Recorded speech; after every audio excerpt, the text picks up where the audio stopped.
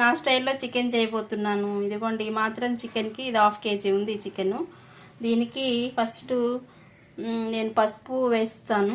పసుపు వేసేసి ఇదిగోండి ఇంగ్రీడియంట్స్ ఉప్పు, కారము, 2 ఉల్లిపాయలు, పచ్చిమిరపకాయలు, కరివేపాకు నేను మిక్సీ వేసేస్తాను. అల్లము, గార్లిక్, పసుపు, ఇది ఏంటో తెలుసా, ఇది జీలకర్ర, ధనియాల పొడి, ఉప్పు, ఇందులో దాల్చిన చెక్క, లవంగం, ఇలాచి, మిరియాలు. చలిగా ఉంది కదా, అంటే క్లైమేట్ కొంచెం కూల్గా ఉంది కాబట్టి మిరియాలు వేస్తా. మామూలుగా వేడిగా ఉంటే సమ్మర్లో అస్సలు మిరియాలు వేయం చికెన్లో. సో ఇవి ఇంగ్రీడియంట్స్. అండ్ దాంతోపాటు కొత్తిమీర నాకు కావాల్సినంత వేస్తాను. అది మొత్తం తెచ్చిందంతా నేను కడిగి పెట్టుకున్నాను, కట్ చేసుకుంటాను. ఇది నా స్టైల్లో చికెన్ చేయడం. సో నేను చికెన్ని మెత్తటివి అని తీసుకోవాలి, మొత్తం కలిపేసిన చికెనే తీసేసుకున్నా.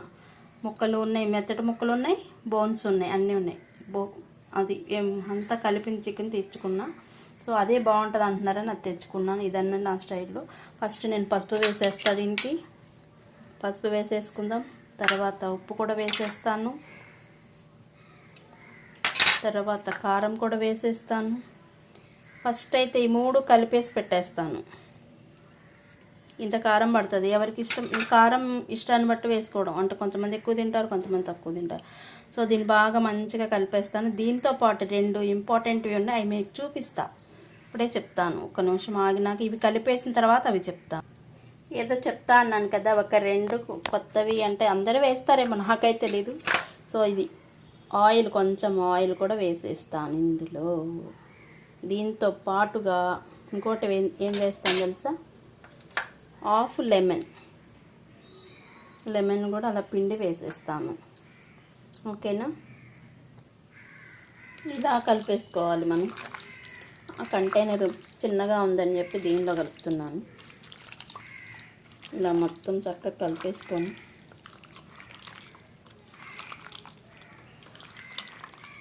మిక్సింగ్ బౌల్, అది చిన్నగా ఉందని ఇది చిన్నగా ఉందని చెప్పి దీనిలో కలుపుతాను.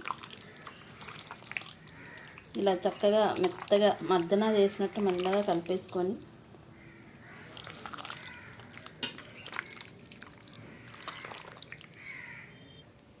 మీకు చెప్పాను కదా మిక్సీ వేస్తానని. కరివేపాకు, ఇదిగోండి కరివేపాకు, చిన్నుల్లిపాయ, అదే garlic, onion, curry leaves, ginger, జీరా అన్నీ కలిపి మిక్సీ అన్నమాట. మిక్సీ వేసేసిన తర్వాత మసాలా నేను ఎప్పుడు చేసుకుంటాను, చికెన్ మసాలా. ఇదిగోండి ఇది ఎంటీ చేసేసాను, మొత్తం తీసేసి దీనిలో వేసేసి కలిపేసాను.